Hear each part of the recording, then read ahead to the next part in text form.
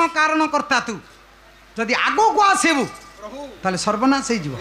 हे ब्रह्मांडनाथ टिके रखंतु आपण न रखिले रखिला वाला कई ना जेते डाकिला शकुनी प्रभु आगु को आगु पाद बढ़ेले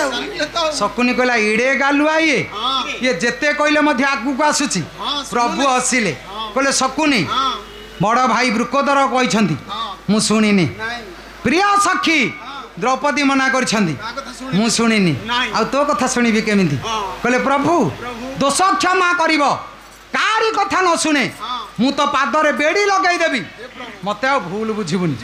प्रभु से दिन आगु को हसी हसी रंगाधर पाद बढ़ेला बेले शकुनी कहला ये गालिया ठाकुर को जतिकी समय कहलिनी जदि मो भणजा को कहि थांती काम बढ़ी जांदानी हाथ टिके मारिदेला भणजा कपटी कृष्ण आसीची ताकू पचारे बंधु भाव आसीची